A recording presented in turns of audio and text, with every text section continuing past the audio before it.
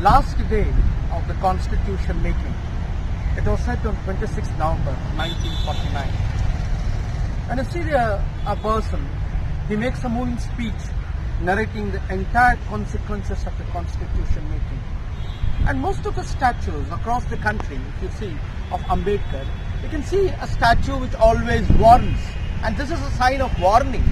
What exactly it means is, see, similarly we will enter into the life of contradiction. We have got equality in political life, inequality in social life. And if the contradiction should be removed at the earliest, that is the warning he gives, or else those who suffer might blow up the structure, the very structure on which the constitution has been built, based on laboriously built. And this is just a warning sign of the statue which you are seeing right before this monumental building, Vidhana Soudha. And this statue is a height of 13 feet high, and this is recently installed here, and it has been there for many long years. But this is quite an inspiration also. But when we talk about the chief, as you know that he is a chief architect of the Indian Constitution. He fought against the Britishers throughout his entire life, and even the caste, against the caste also.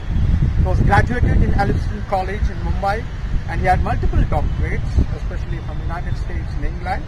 And he practiced his legal business, legal practices. He started in Bombay High Court. He was a member of Bombay Legislature Council, and he was also an executive council of the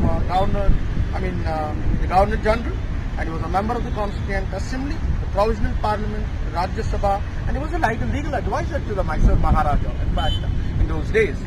And he was the first law minister for Indian independence. And the most important aspect during his tenure as a law minister was he represents the People Bill. Representation of the People Bill happened to be the first landmark legislation. It provided for the conduct of elections to the Parliament and the state legislature, and stipulated the qualification and disqualification of the membership to deal with the corrupt and illegal practices during those times. And he was a champion, right for all. And he was the founder of Bharatiya Buddhist Mahasabha, Independent Labour Party, SC's Caste Federation, People's Educational Society, and many number of educational institutions have been started. And he was a writer also, as well as an editor of what is that called Mukhanayaka and Bahishkruta Bharat, Janata. And he had written books on economy also, annihilations of caste and caste in India. And thereby, when we talk about Ambedkar, he has done several achievements. And not only that,